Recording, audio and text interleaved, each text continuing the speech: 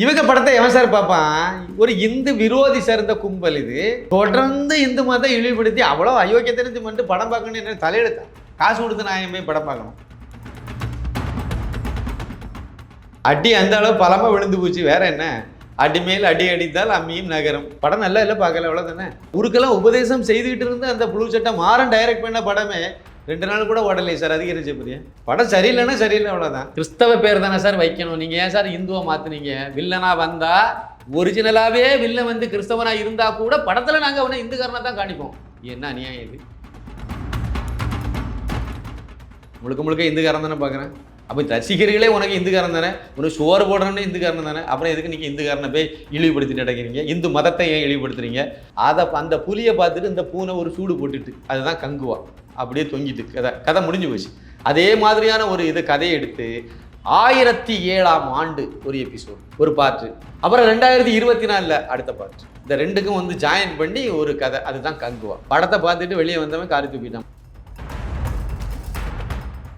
Sir. பிராமணனை முழுக்க எதிர்ப்போம், விமர்சனம் பண்ணுவோம், இழிவுபடுத்துவோம், அவனுக்கு பூநூலை அறுத்துக்கிட்டு தெரியும், அவனை பாப்பான்னு எல்லாம் ஊர் பூதா பிரச்சாரம் பண்ணுவோம், எல்லாம் செய்வோம். ஆனால் அவன் வந்து எங்கள் படத்தை பார்க்கணும். சூர்யா வந்து போராளி ஆகிட்டாரு. கள்ளக்குறிச்சி கள்ளச்சாராய சாவு, அந்த சாவை பற்றி இந்த ஆள் ஏதாவது பேசினானா? போராளின்னா எல்லாத்துக்கும் நீ குரல் கொடு, இல்லையா பொத்தின்னு பேசாமல் வீட்டில் உட்காரணும், சினிமா வேலையை மட்டும் பார்த்துட்டு தெரியணும். நீங்கள் இந்த செலக்டிவாக பண்ணீங்க. திமுக கொத்தடிமை வேலை பார்க்க திமுகவில் சேர்ந்து பண்ண வேண்டியது தானே. உங்களே சினிமா ஃபங்க்ஷனு போகிறீங்க, அதை பற்றி பேசிட்டு போங்க. அங்கே போய் நின்று தஞ்சை பெரிய கோயிலுக்கு நான் போனேன், அந்த கோயிலில் எதுக்கு உண்டியில் பணம் போடுறீங்க? அதுக்கு பதிலாக நீங்கள் வந்து ஏழைகளுக்கு ஆஸ்பத்திரி கட்டலாம். கோவில்லாம் எதுக்கு கட்டுறீங்க? ஆஸ்பத்திரி கட்டுங்க. நோயாளிகளுக்கு நீங்கள் உண்டியில் போட காசுக்கு நீங்கள் அவங்களுக்கு ஏதாவது செய்யலாம். இவங்க எத்தனை பேர் செஞ்சாங்க?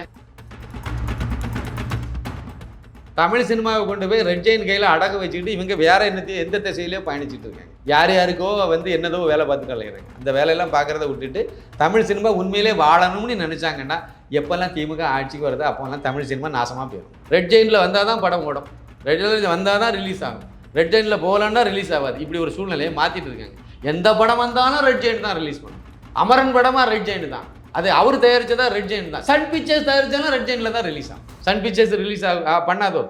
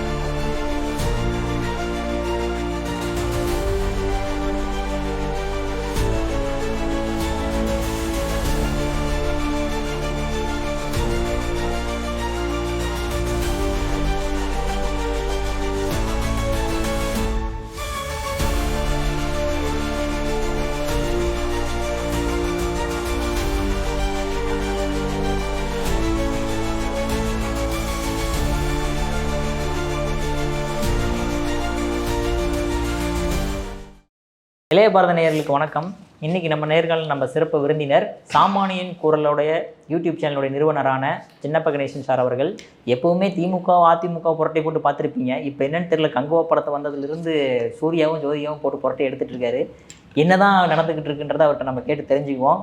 சார் வணக்கம். சார் வணக்கம். இளைய பாரதம் நெஞ்சங்களுக்கு எனது பணிவான வணக்கம். என்ன சார், சூர்யா ஒரு தப்பு பண்ணார், ஒரே ஒரு படத்தை எடுத்துட்டாரு, அது ஒரு குத்தமா சார்? இந்த வாங்குறீங்களே. அது மட்டும் இல்லாமல் இப்போ பாருங்க, கடைசியில் தயாரிப்பாளர் சங்கம்லாம் வந்து அறிக்கை ஓரளவுக்கு ஆளாயிட்டாங்க. சூர்யாவுக்காக களம் இறங்கியிருக்கு, அவங்களும் கிளம்புற வேண்டிய ஆளாயாச்சு. ஜோதி இறங்க பார்த்தாங்க, அந்த அளவுக்கு மோசமான நிலைமைக்கு கடனாளி ஆயிட்டாரோ சூர்யா. இருந்திருக்கலாம் சார். அதுவும் இல்லாமல் இப்போ வந்து இந்த மாதிரி யூடியூப் சேனல்லாம் ரிவ்யூ வந்து அந்த வளாகத்துக்குள்ளே எடுக்கக்கூடாதுன்ற மாதிரி உரிமையாளர்கள்லாம் ஒரு கண்டிஷன் போடுங்க அப்படின்ற அளவுக்கு கொண்டு வந்து விட்டீங்க. அது எப்படி போட முடியும்? யூடியூப் சேனல் நடத்துகிறவங்க சுதந்திரமாக இந்திய அரசாங்க சட்ட திட்டங்களுக்கு உட்பட்டு பண்ணிட்டு இருக்காங்க, அவ்வளோதானே. அது எப்படி ப்ரொடியூசர் கவுன்சில் எப்படி அதை தடைப்பட முடியும்? அவங்களுக்கு வந்து என்னன்னா, இந்த மாதிரி அவ்வளோ பட்ஜெட் படம் போட்டு எடுத்துமே நீங்கள் சும்மா 2-3 பேர் நெகட்டிவ் எவ்வளோ வேணா எடுங்க சார், போகுதுன்றது எவ்வளோ வேணா எடுங்க சார். படம் நல்லா இருக்குன்னா நல்லா இருக்கு, நல்லா இல்லைன்னா நல்லா இல்லை, அவ்வளோதான் சார். 70% பேர் நல்லா இருக்கு சார், 30% பேர் பிடிக்கல. அப்படின்னா 30% பேர் பிடிக்கலன்றதை மட்டும் தான் நீ ப்ரொஜெக்ட் பண்ணுறீங்கன்றதான் அவங்களோட குற்றச்சாட்டாக இருக்குது. அப்படி இல்லை சார், என்ன இருக்காத சார், வேற ஒன்றும் வேண்டாம் சார். ஜோதிகா யார் சார்? தர்மபத்தினி ஜோதிகா யார்? சூர்யாவுக்கு பொண்டாட்டி தானே. 2 பேரும் தானே இந்த படத்தை எடுத்தாங்க. அவங்க பணத்தை தானே போட்டு தானே எடுத்தாங்க. ஞானவேல் ராஜா பேர் ஞானவேல் ராஜா சார். அவர் யார்? அவர் செவ்வாய்க்கிரகத்துலேருந்து வந்தவரா? அவங்க சித்தப்பா மாமா தானே. அப்புறம் என்ன, மாமாட்ட டே மாமா இதை செய்ய போகிறாரு, அவ்வளோதானே. அவங்க குடும்பத்துக்குள்ளே அதானே நடந்துட்டு இருக்கு. அப்புறம் இன்வெஸ்ட்மெண்ட் இவங்களுடைய பணமா இல்லையா? இவங்க பணம் தானே. படத்தை முடிச்ச உடனே பார்த்துருப்பாங்களா மாட்டாங்களா? பார்த்துருப்பாங்க தானே. பார்த்த பிறகு தானே நீங்கள் வந்து சென்சாருக்கே அனுப்புவீங்க. முதல் ஃபஸ்ட்டு காப்பி நீங்கள் தானே பார்த்துருப்பீங்க. எல்லாம் பார்த்து முடிச்சு தானே சொல்லியிருப்பீங்க. அப்போ ஜோதிகை வந்து இப்போ ஒரு ரிவ்யூ சொல்கிறாங்களா, அந்த அம்மாவும் ரிவ்யூ தானே சொல்கிறாங்க. அவங்க என்ன சொல்கிறாங்க, முதல்ல 1/2 மணி நேரம் சரியில்லை அப்படின்னு சொல்கிறாங்களா இல்லையா? அப்புறம் படம் நல்லா இல்லைங்கிறத அவங்க சொன்னாலும் நம்ம வந்து நல்லா இல்லைன்னு ஆடியன்ஸ் சொல்லக்கூடாதுன்னா அது எப்படி? நிறைய பேர் படத்தை பார்க்காமயே வந்து யூடியூபர்ஸ் ரிவ்யூ கொடுக்கறத வச்சு நீங்கள் நல்லா இல்லைன்னு சொல்லிடுறீங்க. நானும் படத்தை பார்க்காமே சொல்லிட்டேன். இவங்க படத்தை எவன் சார் பார்ப்பான்? ஒரு இந்து விரோதி சேர்ந்த கும்பல் இது. தொடர்ந்து இந்து மதத்தை இழிவுபடுத்தி அவ்வளோ அயோக்கியத்தனத்தை பண்ணிட்டு படம் பார்க்கணும்னு என்ன தலையெழுத்தான்? காசு கொடுத்து நான் போய் படம் பார்க்கணும்? பார்க்கல. நான் பார்த்தது தேட்டர்லேருந்து ஓப்பனிங் ஷோவில் வெளியே வரவன் என்ன சொன்னானே பார்த்தேன், அவ்வளோதான். அதை பார்த்தேன், ஆஹா சரியாக இருக்குது. சரி, பிற திரை விமர்சனம் பண்ணக்கூடிய யூடியூபர்ஸ் ப்ளூ சட்டை மாறன் எல்லா படத்தையும் கேவலமாக தான் சார் பேசுகிறார். அவர் ஊரில் உள்ள எல்லாத்துக்கும் உபதேசம் பண்ணுவார் சார். படம் இப்படி இருக்கணும், டயலாக் இப்படி இருக்கணும், எல்லாம் சொல்லுவார் சார். அவர் வந்து ஒரு படம் எடுத்தார், அந்த படத்துக்கு பேர் தெரியுமா? அவர் ஒரு படம் டைரக்ட் பண்ணார், அந்த படத்துக்கு பேர் தெரியுமா? Anti Indian. படத்துக்கு டைட்டில் என்னது? தேச துரோகி. அது ஒரு தேச துரோகி தானே. எல்லாரும் அந்த அவருக்கு ஆதரவாக தானே பேசிகிட்டு இருந்தாங்க. அன்னைக்கு படம் ஓடிச்சா? ஒரு போய் பார்க்கல. படம் நல்லா இல்லை, பார்க்கல, அவ்வளோதானே. ஊருக்கெல்லாம் உபதேசம் செய்தவர், ஊருக்கெல்லாம் உபதேசம் செய்துக்கிட்டு இருந்து அந்த ப்ளூ சட்டை மாறன் டைரக்ட் பண்ண படமே 2 நாள் கூட ஓடலையே சார். அதுக்கு என்ன செய்ய போறியா? படம் சரியில்லைன்னா சரியில்லை, அவ்வளோதான். நீங்கள் இந்து விரோதின்னு சொல்கிறீங்க, ஆனால் இன்னைக்கு வந்து சிவா அவர்களும் சூர்யா அவர்களும் கோயிலுக்கு போய் சாமி தரிசனம்லாம் பண்ணியிருக்காங்களே சார். அடி அந்த அளவு பலமாக விழுந்து போச்சு. வேற என்ன? அடி மேல் அடி அடித்தால் அம்மியும் நகரம். சும்மா ஒரு விஷயத்த சொல்கிறேன், இதெல்லாம் உங்களுக்கு தெரிஞ்ச தகவல்கள் தான். 2021 இவங்க ஒரு படம் சூர்யா வந்து நடித்தார் சார். அதை தயாரித்தது 2D என்டர்டெயின்மெண்ட்டு. அதனுடைய தயாரிப்பாளர் யாரெல்லாம் ஓனர் யாரெல்லாம்? ஒன்று ஜோதிகா, ஒன்று சூர்யா. இவங்க 2 பேருடைய ஓனர் தான் அது. இந்த பக்கம் வந்து இது அவங்களுடைய ஞானவேல் ராஜான்னு சொல்லக்கூடியது அவங்க சித்த மாமா. அதுக்கு அவர் வந்து ஸ்டுடியோ ஸ்க்ரீன், அதுவும் அவங்க கம்பெனி தான், பேர் அவருக்கு பேரில் இருக்கும். இது 2 பேரும் சேர்ந்து தானே ஜெய் பீம்னு ஒரு படத்தை வந்து தயாரித்தாங்க. அந்த படத்தினுடைய அது ஒரு உண்மை சம்பவத்தை தானே தழுவி, உண்மை சம்பவத்தை வச்சு படம் எடுக்கும்போது என்ன செய்யணும்? ஒருத்தருக்கு பேரை நீங்கள் வந்து அவருக்கு இப்போ வந்து அமரன் படம், அதில் வந்து முகுந்த் வரதராஜனுடைய பேரை நீங்கள் அப்படியே பயன்படுத்திருக்கீங்க. ஏன்? அவருடைய புகழை சொல்கிற மாதிரி அந்த படம் இருக்கும், அந்த கேரக்டர் இருக்கும். அப்போ நீங்கள் அந்த பேரை நீங்கள் அப்படியே தான் பயன்படுத்தணும். அப்போ தான் அது அவருடைய பேரை புகழை வெளியே சொல்லலாம். ஆனால் அதில் கூட இவங்க அதை பண்ணலை. இவர் பண்ணது அதை சூர்யா நடித்த கடைசியாக இதுக்கு முன்னாடி வந்த படம் என்னது? சூரரை போற்று.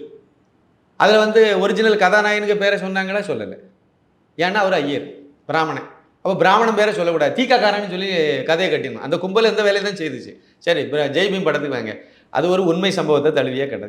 அந்த கதையில் வந்து கடலூர் மாவட்டம் கம்மாபுரம் போலீஸ் சகரத்துக்கு உட்பட்ட முதனை அப்படிங்கிற ஒரு கிராமத்தை சேர்ந்த ராஜா கண்ணுங்கிறவர் ஒரு குறும்பர் சமுதாயத்தை, அந்த சின்ன சமுதாயம், எண்ணிக்கையில் ரொம்ப கம்மி, பின்தங்கிய சமுதாயம், அந்த சமுதாயத்தை சேர்ந்தவர். அவரை வந்து கம்மாபுரம் போலீஸ் ஸ்டேஷனில் வச்சு அடித்து கொண்டுட்டானுவோ சார். இதான் விஷயம்.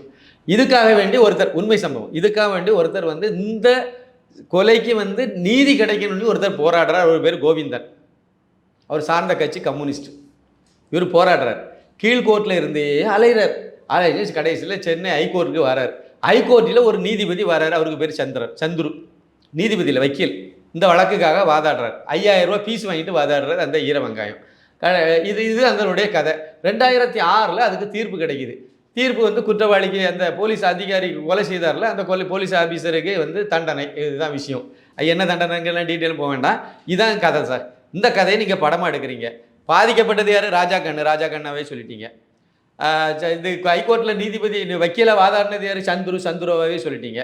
ராஜா கண்ணா இருந்துட்டார். அவருக்கு மனைவி கேரக்டர், மனைவிக்கு ஒரிஜினல் பேர் எதுவும் வந்து வச்சுட்டீங்க. கோவிந்தனாவே காட்டிட்டீங்க, எல்லாம் காட்டிட்டீங்க. ஒரிஜினலாக கதாநாயகன் யார்? கதைப்படி கோவிந்தன்.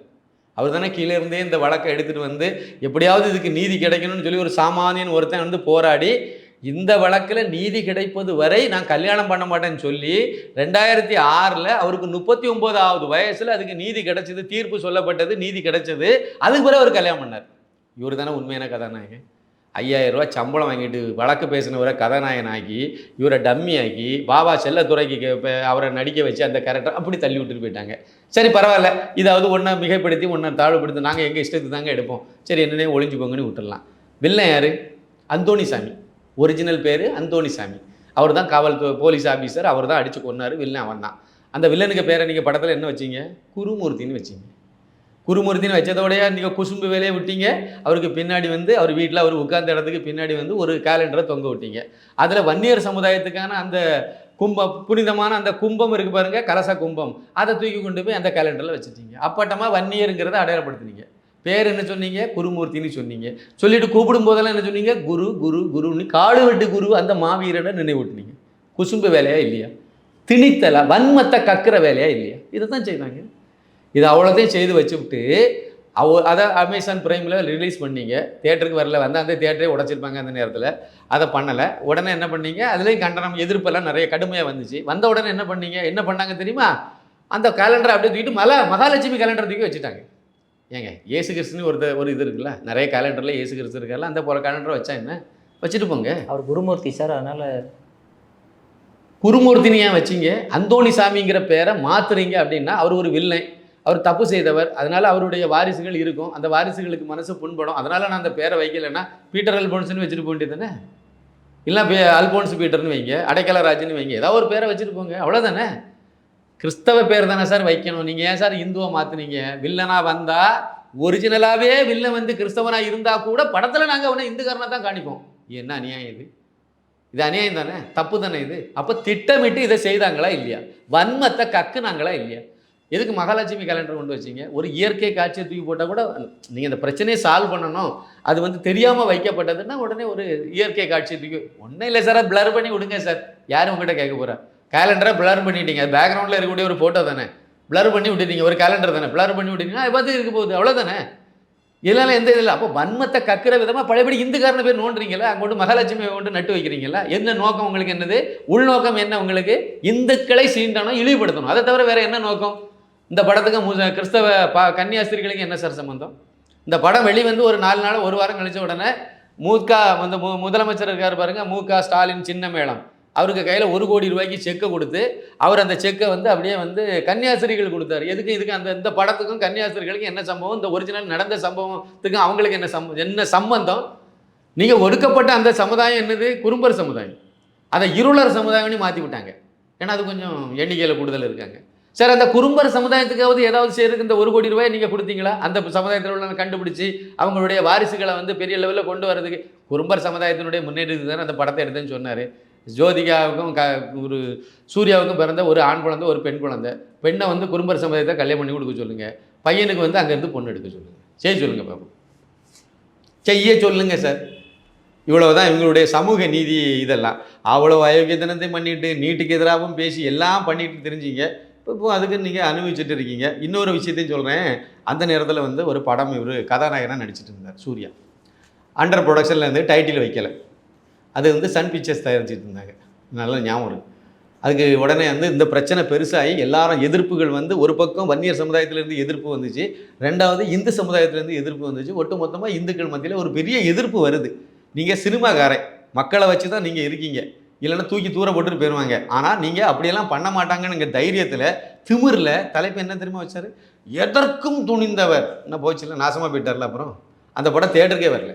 அது தெரியுமா? தேட்டருக்கு வந்துச்சுன்னா கண்டிப்பாக கொல்லி வச்சு விடுவாங்கன்னு சொல்லிட்டு அந்த பயம், உடனே தேட்டருக்கு வராத அளவுக்கு அப்படியே கொண்டு போயிட்டாங்க. அந்த வன்னியர் சமுதாயமும் அமைதி காத்தது, இந்து சமுதாயமும் அமைதி காத்தது. நான் ஏன் வன்னியர் சமுதாயம் எதை சொல்கிறேன்னா, இந்த விஷயத்தில் வந்து ஜெய்பீமில் வந்து இவங்க பண்ண அந்த வேலை வந்து வன்னியர் சமுதாயத்தை நேரடியாக சீண்டுனது. அதே சமயத்தில் சும்மா இருந்த இந்த பட்டியலின சமுதாயம் இருக்குது பாருங்கள், அதை தூண்டி விட்டுட்டாங்க. அதில் அவங்க பண்ணது குறும்பர் இருளர், அதுக்கு உள்ளால கதையை பண்ணிட்டாங்க. கொண்டு வந்துட்டு வன்னியருக்கும் எஸ்சிக்கான கதை மாதிரி மாற்றி விட்டு அதை அந்த மாதிரி அறுவடை பண்ணிட்டு போயிட்டாங்க. ரத்த கலரி ஆகட்டும், இங்கே அடித்து சாவுங்கன்னு சொல்லிட்டு அழகாக பண்ணாங்க. வன்னியர் சமுதாயம் அமைதியாக இருந்துச்சு. இப்போ இந்த படத்தில் வந்து எல்லாரும் சேர்ந்து இந்துக்களும் அவங்களும் சேர்ந்து ஏன் பண்ணாங்கன்னு சொல்கிறாங்கன்னா, வன்னியர் சமுதாயம் குறிப்பிட்ட வட தமிழகத்தில் குறிப்பிட்ட இடத்துல கணிசமான எண்ணிக்கையில் இருக்காங்க. அவங்க இல்லாத இடத்துலலாம் எந்த படம் ஓடலை? இந்துக்கள் தானே அங்கே இருக்கா சார். ஒரிஜினலாக ஒரு விஷயம் உண்மையாக உடச்சி பேசுவோம் சார். தியேட்டரில் போய் படம் பார்க்குறவங்க யாருன்னு நினைக்கிறீங்க? தமிழகத்தில் 100 பேர் இருக்காங்கன்னா 85 பேர் இந்துக்காரன், 15 பேர் வந்து ஒரு 6 பேருக்கு முஸ்லீம் இருப்பான், ஒரு 8 பேர் கிறிஸ்டின் இருப்பான், ஒரு 14% தேரம் 15 கூட வச்சுடுங்க. இவ்வளவு தான் சார். கிறிஸ்தவனை படம் பார்க்க போவாதுங்கன்னு சொல்லி மோகன் சி லாசரஸ் ஊராக பிரச்சாரம் பண்ணி கிறிஸ்தவனை படம் பார்க்கறது தப்பு, நீ படமே பார்க்கக்கூடாது சொல்லியாச்சு. முஸ்லீம்களுக்கு ஜமாத்தில் இருந்து எல்லாம் சொல்லியாச்சு, நீ படம் பார்க்கக்கூடாது, படம் பார்க்கறது வந்து ஹராம்னு சொல்லிவிட்டாங்க. ஆனால் இசையமைக்கலாம், அது ஹராம் கிடையாது. என்ன இளவோன்னு எனக்கு தெரியல. நடிக்கலாம், அல்போன்சாலேருந்து மும்தாஜ்லேருந்து எல்லாம் நடிக்கலாம், அதெல்லாம் ஹராம் கிடையாது. ஆனால் படத்தில் வந்து டைரக்ட் பண்ணலாம், அமீர் மாதிரியான ஆளெல்லாம் வந்து அயோக்கியன்லாம் வந்து படம் டைரக்ட் பண்ணலாம், தயாரிக்கலாம், எல்லாம் பண்ணலாம், அதெல்லாம் ஹராமே கிடையாது. ஆனால் படம் பார்த்தா மட்டும் ஹராம் வச்சுவிட்டாங்களா, அப்போ அவங்களும் ஒழுங்காக படம் பார்க்குறது கிடையாது. ஏதோ 1-2 பேர் தப்பி தவறி தேட்டருக்கு வந்து படம் பார்ப்பான். தேட்டரில் படம் பார்க்குறப்ப இப்போ மிச்சம் இருக்கவங்க தானே பார்க்கணும், மிச்சம் இருக்கிறது இந்துக்காரன் தானே. அப்போ ரசிகர்களில் வந்து பெரும்பாலான சதவீத அடிப்படையில் பார்த்தாலே 185 பேர் இந்துக்காரன் தான் வருவான். இவங்க படம் பார்க்கக்கூடாதுன்னு சொல்லி பிரச்சாரம் பண்ணி அந்த பெண்களையும் அந்த இளைஞர்களையும் படம் பார்க்க விடாமல் தடுத்ததில் மிச்சம் மீதி ஏதோ 1-2 பேர் பார்த்துருப்பான். மொத்தத்தில் நீங்கள் எடுத்து பார்த்தீங்கன்னா 100 பேர் ஒரு தேட்டரில் இருக்கோம்னா 2-3 பேர் இல்லை ஒரு 5 பேர் வேணால் கிறிஸ்தவ முஸ்லீம்கள் இருக்கலாம். கன்னியாகுமரி மாவட்டத்தில் வேணால் கொஞ்சம் கூட இருக்கும், ஏன்னா கிட்டத்தட்ட பாதி சதவீதம் இருக்குவாங்க. அதனால் அங்கே கிறிஸ்தவங்களுடைய எண்ணிக்கை கொஞ்சம் கூட இருக்கும். மற்ற இடங்களில் முழுக்க இந்துக்காரன் தானே பார்க்குறேன். அப்போ ரசிகர்களே உனக்கு இந்துக்காரன் தானே, உனக்கு சோறு போடுறோன்னே இந்துக்காரன் தானே, அப்புறம் எதுக்கு நீங்கள் இந்துக்காரனை போய் இழிவுபடுத்திட்டு நடக்கிறீங்க, இந்து மதத்தை ஏன் இழிவுபடுத்துறீங்க? எல்லா அயோக்கியத்தனமும் பண்ணினாங்க. எதற்கும் துணிந்தவர்னாரு, அந்த படம் தேட்டருக்கு வரல. அடுத்த படம் என்னது, சூரரை போற்று, அந்த படம் தேட்டருக்கு வந்துச்சு, சரியாக ஓடலை, பெரிய அளவில் ஓடலை. ஓரளவுக்கு கொஞ்சம் லேசாக ஒரு சின்ன ஆறுதல் கொடுத்துச்சு. ஒரிஜினலாக சொல்கிறேன், கொஞ்சம் ஆறுதல் கொடுத்துச்சு. ஆனால் அதில் என்ன விஷமத்தை கேட்குறீங்க, அதனுடைய ஒரிஜினல் கதாநாயகனை வந்து தலைகளை ஐயரை வந்து மாற்றிவிட்டீங்க. இதுக்கு இந்த கொடுமை இது. ஐயராக இருந்தால் நல்லது செய்தவன் ஐயராக இருக்கக்கூடாது, பிராமணனாகவே இருக்கக்கூடாதுன்னு அது என்ன கணக்கு?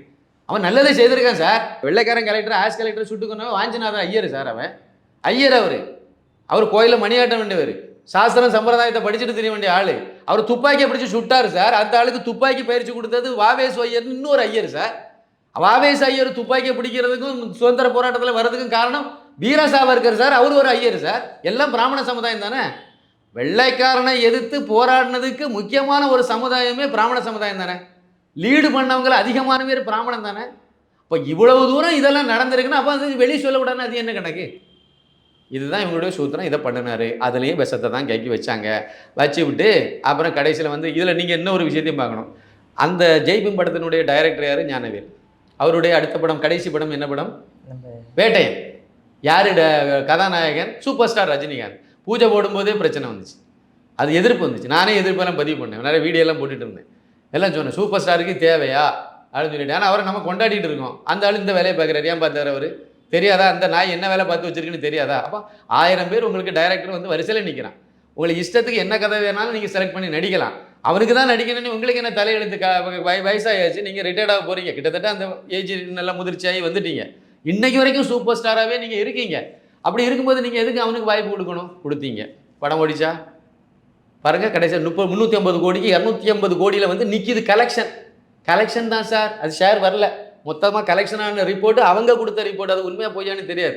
அதுவே 250 கோடியை தாண்ட மாட்டாங்குது. சக்ஸஸ் மீட்லாம் வச்சாங்களே சார், அதெல்லாம் வைப்பாங்க. சினிமாவில் சக்ஸஸ் மீட்டிங் அதிகமாக வைப்பாங்க, எல்லா மீட்டிங் இவங்களும் வைப்பாங்க சார்.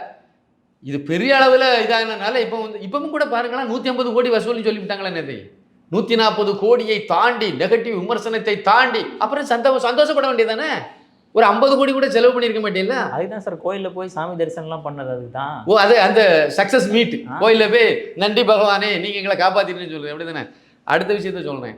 சரி, இவங்க சூர்யா குடும்பத்தினுடைய இன்னொரு தயாரிப்பு படம் என்ன தெரியுமா? அந்த ஸ்டுடியோ ஸ்க்ரீன் இன்னொரு படம் தயாரித்த படம் என்ன, முக்கியமான படம் தங்கலாம். இதுக்கு முன்னாடி உள்ள படம் வெற்றி படம் தானே. என்னது? ஆமாம் சார், 100 கோடி தாண்டி ஃபஸ்ட்டு டைம் மிகப்பெரிய ஃப்ளாப் அந்த படம். அப்படிதானே, அற்று ஃப்ளாப் ஆகி போயிடுச்சு. அட்டி மேல் அட்டி, சரியான ஒரு மரண அடி கிடச்சி. லாஸ். ஸ்டுடியோ ஸ்க்ரீனுக்கு மிகப்பெரிய லாஸ் தங்கலான் படத்தில். ஏன்னா அது பெரிய நடிகர், பெரிய பட்ஜெட், ரொம்ப நாள் தயாரிச்சிங்க, பெரிய டைரக்டர் வேறு. பா ரஞ்சித் பெரிய டைரக்டர். பி ரஞ்சித் தானே. எதுக்கு பா ரஞ்சித்னு சொல்கிறாரு? தமிழ் மேலே அவ்வளோ பற்றுதல். அதெல்லாம் தெரியாது சார். அப்போ அவருக்கு கம்பெனி பேர் வந்து நீலம் ப்ரொடக்ஷன் வச்சிருக்காரு. ப்ரொடக்ஷன் வந்து தமிழ் கிடையாது, தமிழாயிட்டோ. ஒன்று நீங்கள் அப்படி வரணும், இல்லைன்னா இப்படி வரணும்.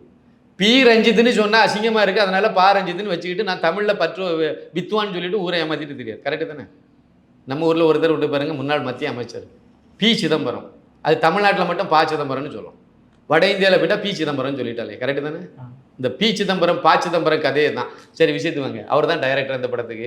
கடைசியாக தங்கலான்னு தொங்கலான்னு ஆகி போச்சுது, கதை முடிஞ்சு போச்சு. அதில் அடுத்து இந்த படத்தில் அதை அவ்வளோத்தையும் சேர்த்து கூட்டி பிடிச்சி ஒரு பெரிய மூட்டையில் கட்டி 2000 கோடி அள்ளிட்டு போகணும்னு சொல்லி ஒரு டார்கெட் வச்சாங்க.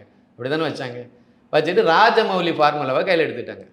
ராஜமௌலி என்னது நம்ம நாட்டு கலாச்சாரத்தை சொன்னார். வரலாற்று பின்புலத்தில் உள்ள கதைகளாக சொல்லிட்டு வந்தார். பாகுபலி 1, பாகுபலி 2, RRR எல்லாம் எடுத்து பாருங்கள். சுதந்திர போராட்டத்தை கொண்டு வருவார். இந்த இடத்துல நம்ம ஒரு விஷயத்த கவனத்தில் வச்சுருக்கணும். என்ன அப்படின்னா, ஒரு ஜப்பான்காரன் படம் எடுத்தான்னா அவன் நாட்டு கலாச்சாரத்தை சொல்லுவோம். ஒரு சீனாக்காரன் படம் எடுக்கிறான்னா அந்த படத்தில் அவன் சீனத்தினுடைய கலாச்சாரம் அதில் வெளிப்படும். ஒரு அமெரிக்காக்காரன் படம் எடுக்கிறான்னா அவனுடைய நாட்டு கலாச்சாரம் இருக்கும். வெள்ளைக்காரன் படம் எடுக்கிறான்னா வெள்ளைக்காரன் கலாச்சாரம் இருக்கும். தமிழ்நாட்டுக்காரன் படம் எடுத்தால் அதில் என்ன கலாச்சாரம் இருக்குன்னு நினைக்கிறீங்க? வெள்ளைக்காரன் கலாச்சாரம் தான் இருக்கும். இந்திய கலாச்சாரத்தை சொல்லவே மாட்டான். பூ வைக்க மாட்டான், பொட்டு வைக்க மாட்டான், எதுவுமே பண்ண மாட்டான். நம்ம கலாச்சாரமே அதானே. அதெல்லாம் இருக்காது படத்தில். அதெல்லாம் தொடச்சி வாரி எடுத்துகிட்டு கோட்டு சூட்டு மாட்டிகிட்டு தான் போவார். என்னைக்கிடா வெள்ளைக்கு தமிழன் வந்து வேட்டி சட்டை அதானே ஒரிஜினல். நீ எதுக்கு வெள்ளைக்காரனுடைய கலாச்சாரத்தை இங்கே கொண்டு காட்டிகிட்டு இருக்கா? இதுதான் இங்கே நடந்துட்டு இருந்துச்சு. இதை அப்படியே புரட்டி போட்டவர் ராஜமௌலி. அவருடைய படத்தில் என்னது இருக்குது? நம்ம நாட்டு கலாச்சாரத்தை சொல்கிறார், பண்பாடை சொல்கிறார், நம்மளுடைய பூர்வீகம் என்ன, நம்ம பாரம்பரியம் என்ன, நம்ம எப்படிப்பட்ட ஒரு பெரிய பண்பாட்டுக்கு சொந்தக்காரன், கலாச்சாரத்துக்கு சொந்தக்காரங்கிறத அவர் மக்கள் மத்தியில் வைக்கிறார். பிரம்மாண்டமாக வேற வைக்கிறார். இதெல்லாம் வச்சார். அதை பார்த்தாங்க. அந்த புலியை பார்த்துட்டு இந்த பூனை ஒரு சூடு போட்டுட்டு அதுதான் கங்குவா அப்படியே தொங்கிட்டு கதை முடிஞ்சு போச்சு.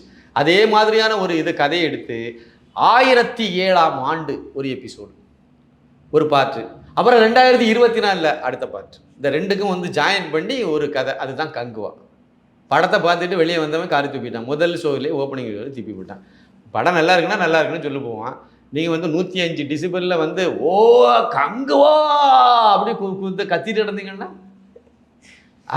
வெளியே வந்தவொடனே காரி துப்பிட்டு போயிட்டான். அதுக்கு என்ன செய்ய போகிறீங்க? இப்போ வந்து என்ன சொல்கிறாங்கன்னா, ரசிகர்கள் சொல்லலை, அது வந்து திட்டமிட்டு, அந்த படத்துலையும் பாருங்கள், தங்கலான்லையும் பாருங்கள், திட்டமிட்டு டார்கெட் பண்ணி எங்களை வந்து காலி பண்ணிட்டாங்க. தெரியுதுல்ல? ஒழுங்கு மரியாதையாக புத்திட்டு படம் படுக்கிற வேலையை மட்டும் பார்த்துருக்கலாம்ல. எதுக்கு அரசியல் பண்ணிட்டு இருந்தீங்க? எங்களை நசிக்கிட்டான், பீசிக்கிட்டான் எல்லாம் சொல்லிவிட்டு பிறகு படம் பார்க்க மட்டும் அவன் வரணும்னு எப்படி எதிர்பார்க்குறீங்க? சார், பிராமணனா முழுக்க எதிர்ப்போம், விமர்சனம் பண்ணுவோம், இழிவுபடுத்துவோம், அவனுக்கு பூ நூலை அறுத்துக்கிட்டு தெரியும், அவனை பாப்பான்னு எல்லாம் ஊர் பூதா பிரச்சாரம் பண்ணுவோம், எல்லாம் செய்வோம். ஆனால் அவன் வந்து எங்கள் படத்தை பார்க்கணும். அதே மாதிரி இந்துக்காரனா இந்து வழிபாடு, இந்து கோயில், சாமி சிலை எல்லாத்தையும் இழிவுபடுத்தி பேசுவோம். ஆனால் அவன் வந்து படம் பார்க்கணும். எப்படி பார்ப்பான்? வன்னியரை வெட்டுக்கணும், வன்னியரை திட்ட வேண்டியது, வன்னியரை இழிவுபடுத்தி அவனை எதிர்க்க வேண்டியது, அப்புறம் முக்குலத்தோரை எழுத்து அவங்களையும் சொல்ல வேண்டியது, பிள்ளைமாரையும் எதிர்க்க வேண்டியது, கவுண்டரையும் எதிர்க்க வேண்டியது, அப்புறம் வந்து பிராமணனையும் எதிர்க்க வேண்டியது. இப்படி எல்லா சமுதாயம் சேர்ந்து தான் சார் தமிழன். அவன் தான் ரசிகன். எல்லாத்தையும் பகைமைப்படுத்தி வச்சுக்கிட்டு என் படத்தை வந்து பார்க்கலன்னா எப்படி பார்ப்பாங்க? பார்க்க மாட்டாங்கல்ல. அதான் தாங்கலான்னு அப்படியே தொங்கிட்டு போயிட்டு நல்லா நடிச்சிருக்காரு, பிரம்மாண்டமாக இருக்குது, சூப்பராக. விக்ரம் சியான் வந்து பயங்கரமாக அதுக்குன்னு நடிச்சிருக்கு. உண்மைதான். என்ன செய்ய, எல்லாம் வீணாக போச்சே, படம் போச்சுது. அப்புறம் வந்து அந்த நேரத்தில் என்ன கமாண்ட் சொன்னாங்க, அது வந்து டார்கெட் பண்ணிட்டாங்க எங்களை. யார் பண்ணா உங்களை டார்கெட்? இந்துக்காரன் தானே பண்ணான். அப்போ நீங்கள் இந்துக்காரன்ட்ட இனிமேல் பகைக்காதுங்க, அவனே மனுஷனை மதிக்க கற்றுக்கிடுங்க. சினிமாக்காரன்னா நாங்கள் வேறு செவ்வாய்க்கிரகத்துலேருந்து வந்தவங்க மாதிரி பொழைக்கிறது, பிச்சை எடுக்கிறது, அவன் போடுற பிச்சையில் வாழ்ந்துட்டு இருக்கீங்க. அதில் தான் சட்டை போட்டு அலையிறீங்க. ஆனால் அவ்வளோ பேர்த்தையும் நீங்கள் இழிவுபடுத்துறீங்க. படத்துலையும் ஒரு பக்கம் இழிவுபடுத்திட்டு கிடக்கிறிய, இந்த பக்கம் பார்த்தா நீங்கள் அரசியல் பேசுகிறேன்னு ஒவ்வொரு மேடல். ராஜராஜ சோழம்லாம் வந்து பிச்சை எடுத்தான்னு சொல்லிவிட்டார் கடைசியில். அவர் சொத்தெல்லாம் வந்து இவங்க முப்பாட்டம் போட்ட பிச்சைன்னு சொல்லிவிட்டாங்க. இன்னொன்று ஒரு ஆள் கிடக்காரு வெட்டி மாறன்ட்டு, அந்த ஆள் என்ன வேலை பார்த்துட்டு நடந்தார்? ராஜராஜ சோழனுக்கு வந்து காவி சாயம் பூச போகிறாங்க. அந்த ஆள் இந்து தானே. ஒரு இந்துவா இல்லாத எப்படி சிவன் கோயில் கட்டியிருப்பான்? எப்படி கட்ட முடியும்? முதல் என்ன மதம் இருந்துச்சு? ராஜராஜ 1000 வருஷத்துக்கு முன்னாடி எந்த மதம் சார் இந்தியாவில் இருந்துச்சு? இந்து மதம் மட்டும்தானே இருந்துச்சு. இந்த புரிதல் கூட இல்லாமல் இவங்கள தேசிய விருது வாங்கிட்டு போயிட்டான். இவங்களெல்லாம் நம்ம கொண்டாடணும். அதான் இல்லை பெரிய விஷயம், கொண்டாடணும். கடைசியில் இப்போ தான் நம்ம அவங்கள யோசிக்க ஆரம்பிக்கணும். இப்போ வந்து இதை கங்குவா படத்துலையும் அதே கதை தான். இதே மாதிரி பண்ணினாங்க, நீட்டை எதிர்த்தாங்க, அவ்வளவு அயோக்கியத்தனத்தையும் பண்ணாங்க. திமுக ஆட்சி வர்றதுக்கு வரைக்கும் பெரிய சமூக போராளி சூர்யா குடும்பமே. சூர்யா ஒரு பக்கம்னா ஜோதிகா ஒரு பக்கம். விருது கொடுத்தாங்கன்னா விருதை வாங்கிட்டு போகணும். ஆடியோ ரிலீஸ் ஃபங்க்ஷன்னா அதில் போய் ஏதோ 4 வார்த்தையாக பேசிட்டு போகணும். ஏதாவது கல்யாணம் வீட்டு போனால் பிரியாணி கொடுத்தா வாங்கி தின்னுட்டு போக வேண்டியதானே. அதை விட்டுட்டு அந்த மக்களை சந்தோஷமாக வாழ்த்திட்டு போக வேண்டியதானே. அதை செய்ய மாட்டாங்க. அங்கே போய்ட்டு இந்து மதத்தை இழிவுபடுத்துவாங்க. அங்கே போய் ரம்ஜான் கஞ்சி குடிக்கிற இடத்துலையும், நண்பர்களே எங்களுடைய மதத்திலும் இதே ஏகாதசி வெள்ளிக்கிழமை விரதங்கள் வருகின்றன, அன்றுதான் நான் உண்மையிலேயே வயறார சாப்பிடுவேன். இன்று ரம்ஜான் நோன்பு உண்மையிலே இருந்து வந்திருக்கேன், ஊத்துங்க கஞ்சி. இது கருணாநிதி. இவர் என்ன பண்ணார்? இப்போ முஸ்லீம் கல்யாணத்தில் போய் நின்றுட்டு, கோயம்புத்தூரில் போய் நின்றுட்டு என்ன பண்ணார்? அதாவது எங்களுக்கு வந்து இந்து மதத்தில், எங்களுக்கு மதம்னு சொல்லி இந்து மதத்தில் வந்து இந்த சடங்கு சம்பிரதாயம்னு இருக்குது. அதில் அந்த மந்திரங்களெல்லாம் வந்து அப்படியே மயிர் கூச்செறிய செய்யும், அவ்வளவு ஆபாசமாக இருக்கும். இவர் தமிழை தத்தக புத்தக துண்டு சீட்டை வச்சு ஒழுக்க வாசிக்க தெரியல. இவர் சமஸ்கிருதத்தில் பண்டிதர் மாதிரி விளக்கம் சொல்லிட்டு தெரிஞ்சார். இதெல்லாம் பண்ணார்ல. இதான் இவங்களுடைய புத்தி. இதுதான். இதே மாதிரி தான் சூர்யா ஜோதிகா. உங்களே சினிமா ஃபங்க்ஷனுக்கு போகிறீங்க, அதை பற்றி பேசிட்டு போங்க. அங்கே போய் நின்று தஞ்சை பெரிய கோயிலுக்கு நான் போனேன், அந்த கோயிலில் எதுக்கு உண்டியில் பணம் போடுறீங்க? அதுக்கு பதிலாக நீங்கள் வந்து ஏழைகளுக்கு ஆஸ்பத்திரி கட்டலாம். கோவில்லாம் எதுக்கு கட்டுறீங்க? ஆஸ்பத்திரி கட்டுங்க. நோயாளிகளுக்கு நீங்கள் உண்டியில் போட காசுக்கு நீங்கள் அவங்களுக்கு ஏதாவது செய்யலாம். இவங்க எத்தனை பேர் செஞ்சாங்க? நீங்கள் கோயிலுக்கு உண்டியில் காசு போடல, நீங்களும் போடல. சிவகுமார் கோயிலுக்கே போக மாட்டார். அது சொல்லிட்டார், நான் கோயிலுக்கெல்லாம் போக மாட்டேன். ஏன்னா என்ன வந்து கருவறைக்கு விட மாட்டாங்களா? நான் எப்படி போக முடியும்? இவருக்கு பெட்ரூமில் எல்லாத்தையும் விட்றானோ, அதுக்கு கொத்தனார் வேலை பார்த்தவன், அப்புறம் அந்த கார்பெண்டராக வேலை பார்த்து அந்த பெட்டு செய்து கொடுத்தவன், பெயிண்ட் அடித்தவன் எல்லாத்தையும் பெட்ரூமில் விடுறாரோ? பெட்ரூமில் இவர் மட்டும் தானே படுக்கணும். இவர் மட்டும் தான் பொண்டாட்டியும் இவர் தானே போக முடியும். அதேமாதிரி தான் கருவறையிலே யாவும் போகணுன்னு ஒன்று இருக்கலாம். பிராமணனே எல்லாரும் போக முடியாது. இவர் அப்படிலாம் பேசிட்டு நடந்தார்.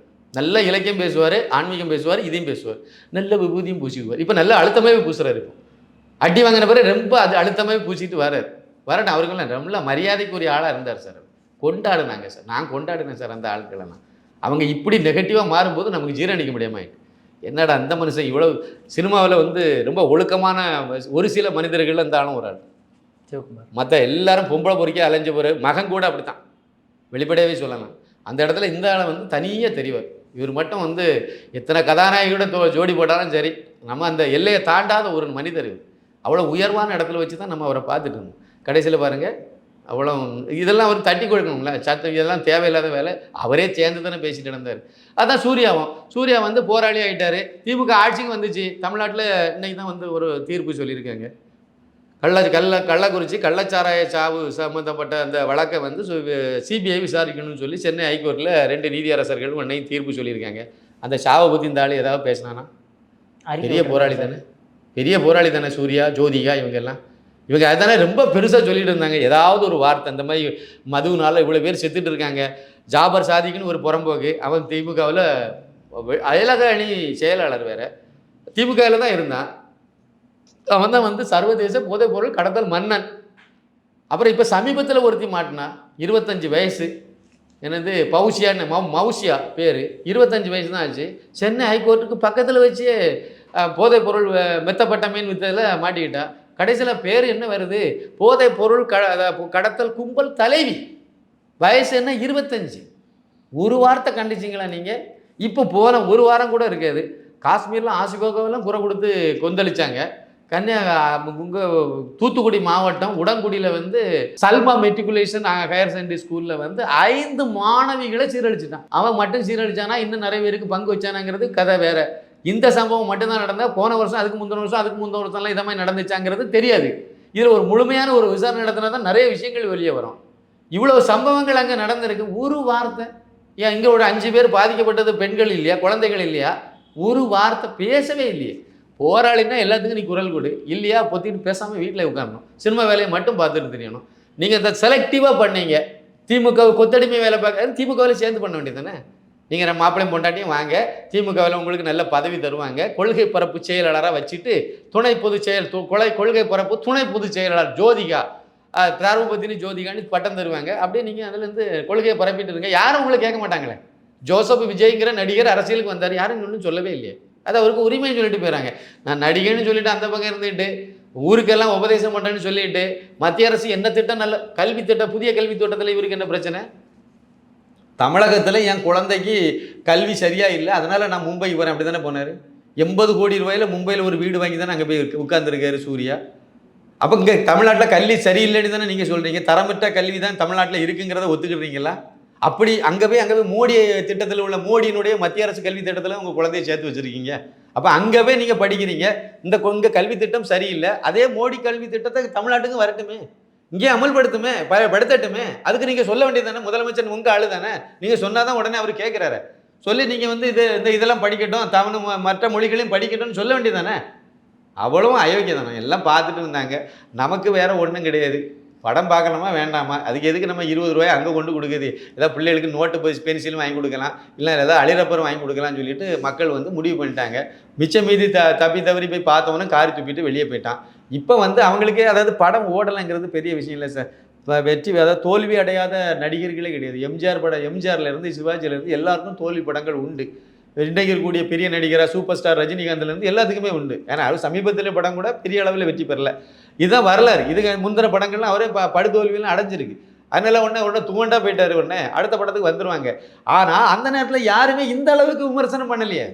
இந்த அளவுக்கு ட்ரோல் பண்ணி இந்த அளவுக்கு இழிவுபடுத்தி இந்த அளவுக்கு கிண்டல் பண்ணலையே. இப்போ அதை தாண்டி போய் நிற்கிறாங்கல்ல, அப்போ தான் இவங்களுக்கு புரியுது இது வந்து டார்கெட் பண்ணுறது நம்ம யாரும் இல்லை, இந்துக்காரன் உலகம் ஒட்டு மொத்தமாக இறங்கி வேலை பார்க்க ஆரம்பிச்சுட்டானோ என்னமோ வந்து இதுதான் நடக்க போகுது. அப்போ எதிர்காலமே நாசமாயிரும், பாழ போயிரும்ல. நீங்கள் இந்தியில் போய் ஒன்றும் பண்ண முடியாதுல்ல. ஜோதிகாக்கு என்ன இந்தியில் பெரிய சூப்பர் ஸ்டார் வந்தம்மா, அங்கே வாய்ப்பு கொடுத்தா அது ஏன் சார் தமிழ் சினிமாவுக்கு வருது? அங்கே துரத்தி அடித்தனால தானே, அங்கே எந்த வாய்ப்பும் கிடைக்காதனால தான் தமிழில் வந்து நீங்கள் வந்தீங்க, கொண்டாட தானே செய்தோம். அதே மாதிரி நடிச்சுட்டு போக வேண்டியது தானே. கடைசியில் வரைக்கும் ராட்சசிங்கிற படத்தில் வரைக்கும் நீங்கள் விஷத்தை தான் கேட்குனீங்க. ஆனால் நாங்கள் அதை பார்த்து அது தப்பாகவே நினைக்கலையே. அதில் கூட பாருங்கள், அந்த அசிஸ்டண்ட் உதவி தலைமை ஆசிரியர் இருப்பார், அவர் வந்து நெத்தி நிறைய போடும். ஏன்னா அவர் வில்லனா இந்துக்காரனாக தான் இருப்பான், அது இந்துக்காரனாக தான் இருக்கணும். இப்படி தானே காணிச்சுன்னு தெரிஞ்சுங்க. அது இதுக்கு சம்மந்தமே இல்லாத படம் தானே. அது பாட்டுக்கு நீங்கள் போயிட்டு இருக்கலாம்ல. சரி பரவாயில்ல, இருக்கட்டும், கொண்டாடணும். நீங்கள் இப்போ இந்த மாதிரி இந்து விரோதத்தை பண்ணீங்க, இந்துக்காரன் பழி வாங்கிட்டான், அவ்வளோதான். பழி வாங்கிட்டோம். இப்போ வந்து அட்டி பலமாகணுன்னா கதறல் ஓவராக இருக்குது. ஒரு பக்கம் கோயிலாக இப்போ சூர்யாவை இனிமேல் அடுத்து ஜோதிகாவும் போகும். அந்த தர்ம பற்றி நீ வரும் உண்மை. தஞ்சாவூர் அதே சிவன் கோயிலில் போய் சிவன் அப்பனே சிவன் பாருங்கள், ஒரு இதை பாருங்கள், இதுதான் கர்மா. சிவன் கோயிலில் இருந்து ஆரம்பிச்சிங்க உங்கள் தில்லாலங்கடி வேலையை. அதே சிவனுக்கு பேரில் சிறுத்தை சிவானி ஒரு டைரக்டரை உங்களுக்கு அனுப்பி அதில் ஸ்கிரிப்டில் ஒரு மண் இல்லாமல் வச்சு உங்களை பழி வாங்கிட்டு போயிட்டுருக்கலாம். இந்த சிவன் பழி வாங்கிட்டார்ல, அப்பன் சிவன். அதான் சார் சிவன் இது கரெக்டாக தான் போகுது. இப்போ வந்து இவங்க வந்து என்னமோ அடுத்தாவது என்னமோ இந்த படத்தில் இன்னும் ஒன்றும் செய்ய முடியாது, என்னமோ அடுத்து ஏதாவது நம்ம பண்ணணும். அப்போ டிஸ்ட்ரிபியூட்டரு திருப்பூர் சுப்பிரமணியம் அவர் இவர் எல்லாத்தையும் சொல்லி அவனை அந்த மனுஷன் கரெக்டாக ஒரு வார்த்தையை சொன்னார். சினிமாக்காரங்க வந்து நடிக்கிற வேலையை மட்டும் பார்த்துக்கிட்டு இந்த அரசியல் பேசுகிறதெல்லாம் கொஞ்சம் தவிர்க்கணும். வேறு ஏதாவது தொழில் நடத்துகிறாங்க நிறைய பேர், அவங்க யாராவது அரசியல் பேசுகிறாங்களா? கருத்து பேச மாட்டாங்க. அவங்க பாட்டுக்கு அவங்க தொழிலை பார்த்துட்டு போவாங்க. நீங்கள் இது வந்து பலர் எல்லாம் இன்வால்வ் ஆகியிருக்காங்க. ஒரு சினிமா அப்படின்னு சொன்னால் டிஸ்ட்ரிபியூட்டர்லேருந்து நடிகர்லேருந்து அதில் நிறைய தொழில்நுட்ப கலைஞர்கள் நிறைய பேர் எல்லாம் பொருள் தயாரிப்பாளர் எல்லாரும் சம்மந்தப்பட்டது. அப்படின்னு சொல்லும்போது உங்கள் தனிப்பட்ட ஒருத்தருக்காக வேண்டி எல்லாரும் பாதிக்கக்கூடாதுங்கிறது மறைமுகமாக சொன்னார். ஆனால் அவர்கிட்டையும் சொல்லி தான் ஏதோ ப்ரெஸ் மீட்டுக்கு ரெடி பண்ணி அப்புறம் நிறைய டைரக்டர்கிட்ட சொல்லி வந்தவன் போனவன் தோத்தவன் ஜெயிச்சவன் எல்லாத்திட்டையும் சொல்லி ஒரு பேட்டி கொடுங்க, ஒரு ட்வீட் பண்ணுங்க அப்படின்லாம் சொல்லி அவனோட வந்து அதில் ஒன்றே எல்லாரும் வந்து எல்லாருமே அது ஒருத்தருக்கு பிடிக்கலாம், ஒருத்தருக்கு பிடிக்காமல் இருக்கலாம். சரி இருந்துட்டு போட்டு எல்லாத்துக்கும் பிடிக்கலையே, ஜோதிகாவுக்கு பிடிக்கலையே சாமி, அதுக்கு என்ன செய்ய? இப்போ கடைசியாக நீங்கள் சொன்ன பாயிண்ட்டு, நம்ம இது ப்ரொடியூசர் தயாரிப்பாளர் சங்கத்தில் சொல்லி தயாரிப்பாளர் சங்கத்திலேருந்து உடனே அந்த நம்ம யூடியூப் சேனல்களெல்லாம் வந்து இப்படி தான் பண்ணணும், இப்படி தான் ஜோதிகாவும் சொல்லிட்டாலே இது. நீங்கள் வந்து திரை விமர்சனம்னா இப்படி தான் பண்ணணும், தமிழ் சினிமா இந்திய சினிமாவில் வந்து தவறு நடப்பது இயல்பு அப்படின்னு யாரும் சொன்னான்? தப்பு எவன் நினச்சதான் தப்பு தானே, தப்புன்னா தப்பு தானே, தவறு நடப்பது இயல்பான், அதனால் இதை நீங்கள் வந்து பார்க்கணுமா என்று நீங்கள் பார்க்கணும். எங்களுக்கு நீங்கள் ஏன் உத்தரவு போடுறீங்க? எங்களுக்கு உத்தரவு போடுறதுக்கு நீங்கள் யார் மேடம்? நாங்கள் படம் நல்லா இருந்தோன்னா நல்லா இருக்குன்னு சொல்லுவோம், இல்லைனா இல்லைன்னு சொல்லுவோம். பார்க்கணும் விருப்பப்பட்டால் பார்ப்போம், இல்லை இந்த ஏழை குழந்தைகளுக்கு பென்சில் வாங்கி கொடுத்துட்டு போகணும்னு நினச்சா போவோம், அவ்வளோதானே. பாட்டி பயங்கரமாகி போச்சுது. இனிமேலாவது தக்க வைக்கணுமே, அடுத்த படத்துலையாவது ஒழுங்காக வரணுமேங்கிறது இந்த நடிகர் மட்டும் இல்லை, இது மாதிரியான மற்ற நடிகர்களும் இதே மாதிரி சிக்கலில் மாட்ட போகிறாங்கங்கிறது தெரியுது. அப்போ என்னமோ அதுக்கு ஏதாவது நம்ம தயாரிப்பாளர் சங்கத்திலேருந்து ஏதாவது பண்ணணும், தமிழ் சினிமாவை காப்பாற்றணும்னு நினைக்கிறாங்க. இயக்குநர்களும் இந்த இயக்குனர் மட்டும் இல்லை, இவர் இயக்குனருக்கு அதுக்கும் பிரச்சனை கிடையாது. இந்த ஞானவேல் அப்புறம் வந்து இவர் பி ரஞ்சித்து இந்த மாதிரி கும்பல் தான் வந்து இந்த வேலையை பார்த்துட்டு இருந்துச்சு. மற்ற டைரக்டர் யாருமே வந்து குறை சொல்லலை. ஆனால் அந்த மாதிரிப்பட்ட வெற்றிமாறன் இவங்கெல்லாம் இப்போ அந்த வரிசையில் இருக்காங்க. இவங்களுடைய அடுத்த படங்கள் இனிமேல் என்ன லட்சணத்தில் ஓடுங்கிறது இப்போ இவங்களுக்கு சந்தேகம் வந்துட்டு, அதனால் இவங்க வெளியே வராங்க. ஆனால் நான் என்ன சொல்கிறேன்னா, தயாரிப்பாளர் சங்கம் செய்ய வேண்டியது இந்த வேலை இல்லை, உருப்படியாக தமிழ் சினிமாவை காப்பாற்றக்கூடிய வழியை பண்ணலாம். தமிழ் சினிமாவை கொண்டு போய் ரெட் ஜெயின் கையில் அடகு வச்சுக்கிட்டு இவங்க வேற எந்த திசையிலையோ பயணிச்சுட்டு இருக்காங்க.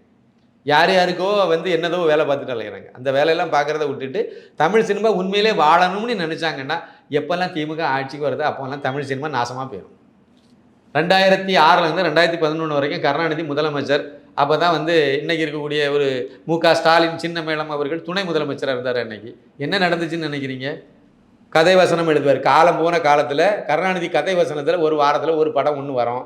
அப்புறம் வந்து இவருடைய இன்றைக்கி இருக்கார் பாருங்க, துணை முதலமைச்சராக இருக்க பாருங்க உதயநிதி சின்ன மேளம், அவருடைய நடிப்பில் ஒரு படம் வரும்.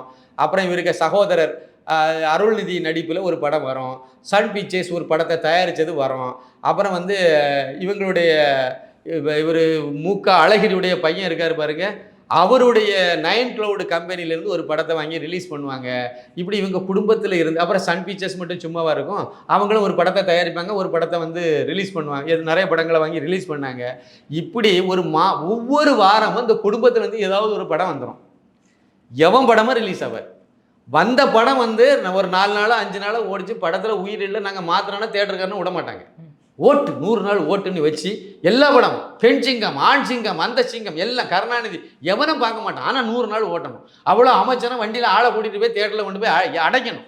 100 நாள் ஓட்டணும். ஓடுறது வேற, ஓட்டுறது வேற. இப்படியே ஓட்டி ஓட்டி எல்லா படத்துக்கும் 100 நாள் நீ தேட்டரை புக் பண்ணி அந்த இதில் வேற எந்த படத்தையும் ஓட்ட விடாமல் ஆக்கி தேட்டருக்காரனும் வேற வழி இல்லாமல் ஓட்டி இப்படி தான் வரலாறு. இப்போ கிட்டத்தட்ட அதை நோக்கி தான் போகுது. ரெட் ஜெயினில் வந்தால் தான் படம் ஓடும், ரெட் ஜெயினில் வந்தால் தான் ரிலீஸ் ஆகும், ரெட் ஜெயினில் போகலன்னா ரிலீஸ் ஆகாது. இப்படி ஒரு சூழ்நிலையை மாற்றிட்டு இருக்காங்க. எந்த படம் வந்தாலும் ரெட் ஜெயின் தான் ரிலீஸ் பண்ணணும். அமரன் படமாக ரெட் ஜெயின் தான், அது அவர் தயாரித்ததா ரெட் ஜெயின் தான். சன் பிக்சர்ஸ் தயாரித்தாலும் ரெட் ஜெயினில் தான் ரிலீஸ் ஆகும். சன் பிக்சர்ஸ் ரிலீஸ் பண்ணாதோ. இப்படி ஒரு சூழ்நிலை நோக்கி போகுது. இதை பார்த்து இந்த தயாரிப்பாளர் சங்கம் ஏதாவது கருத்து சொல்லியிருக்கா?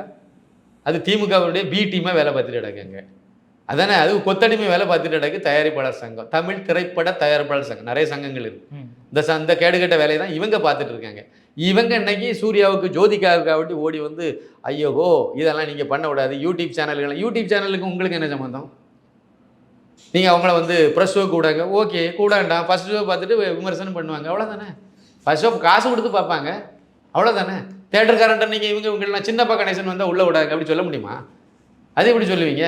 கண்டிப்பாக ஒரு வாரம் கழித்து விமர்சனம் பண்ணணுமா? ஏன் ஒரு வாரம் கழித்து விமர்சனம் பண்ணக்கூடிய இந்த கோஷ்டி வந்து ஒரு காலத்தில் வந்து தமிழ் சினிமா ஆரோக்கியமாக வரணும்னு விஜயகாந்த் ஒரு முடிவு எடுத்தார். எந்த நடிகைகள் தொழில்நுட்ப கலைஞர்களும் வந்து எந்த தொலைக்காட்சிகளுக்கும் பேட்டி கொடுக்காதுங்கன்னு சொன்னார். சன் டிவி தானே உடைச்சாங்க. அதை உடைச்சது சன் டிவி தானே. திரைக்கு வந்து ஒரு படம் திரையில் ஓடட்டும், ஒரு 3 வருஷம் ஓடட்டும், அதுக்கப்புறம் தான் சேட்டலைட்டில் கொடுக்கணும்னு சொன்னாங்க. கெடுத்தது சன் டிவி தானே. திரைக்கு வந்து சில மாதங்களே ஆன, அப்புறம் திரைக்கு வந்து சில வாரங்களே ஆன, அப்புறம் திரைக்கு வந்து சில நாட்களே ஆன. நாசம் பண்ணாங்களா இல்லையா? நீங்கள் எல்லாம் எங்கே போனீங்க? அவன் அன்னைக்கு நீ உங்கள் ஆளுக்கு உங்கள் அப்பா தான் தமிழ் திரைப்பட தயாரிப்பாளர் சங்க தலைவராலாம் இருந்தார், இருந்தீங்கல்ல. அப்போ என்ன வேலை பார்த்துட்டு இருந்தீங்க? பூதா திமுகவுக்கு கொத்தடிமை வேலையை பார்த்துவிட்டு இன்னைக்கு வந்து நாங்கள் தமிழ் சினிமாவை காப்பாற்ற போகிறோன்னா ஆக்கப்பூர்வமாக ஏதாவது செய்யுங்க.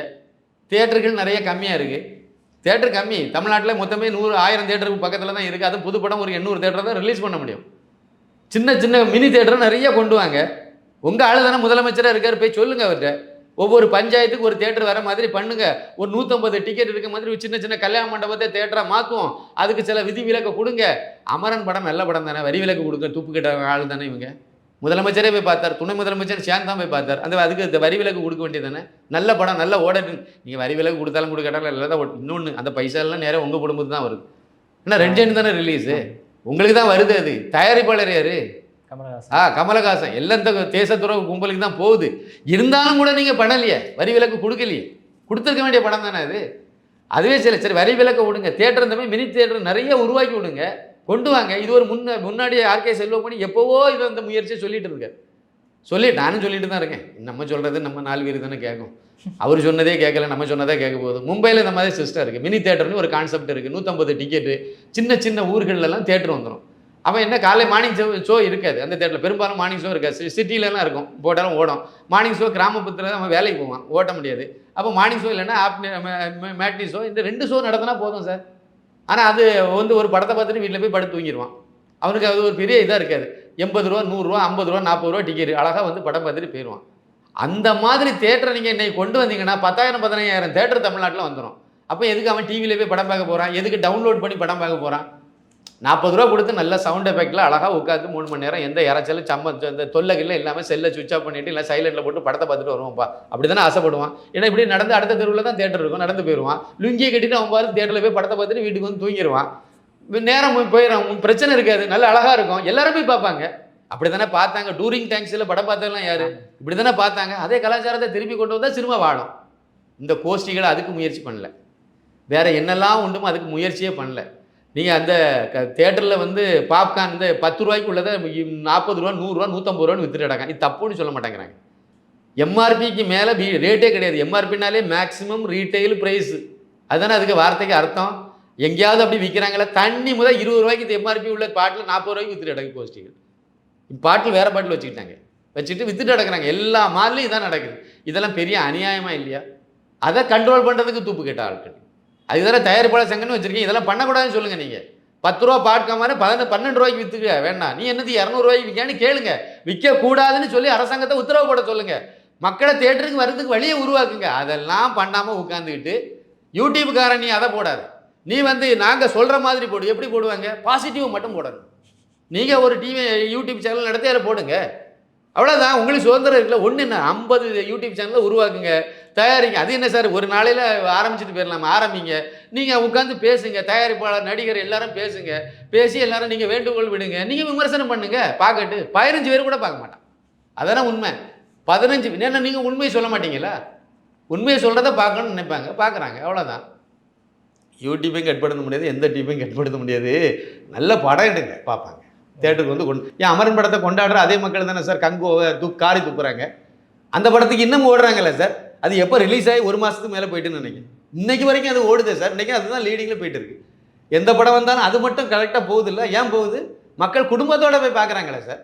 இவ்வளோத்துக்கும் அது உண்மை கதை, இராணுவ வீரர் சம்மந்தப்பட்ட கதை சார். அது தேசபக்தி படம் சார். அதான் விஷயம். தேசபக்திக்கு மக்கள் மத்தியில் பெரிய ஆதரவு வந்து போச்சு. இது தேச துரோகிகளுக்கு மூடு விழா நடத்தி விட்டாங்க. அதனால இப்போ கதற ஆரம்பிச்சிருங்க. திருந்துறதுக்கு வழியை பார்த்தீங்கன்னா நல்லா இருக்கும். இந்த மாதிரி சில்லற வேலையெல்லாம் பார்த்தீங்கன்னா பிரோஜனம் இருக்காதுங்கிறது என்னுடைய. சார், உங்களை அற்புதமான கருத்துக்கள் இளைய பாரத நேயர்களோட பகிர்ந்தமைக்கு மிக்க நன்றி சார். மிக்க நன்றி. நன்றி, வணக்கம்.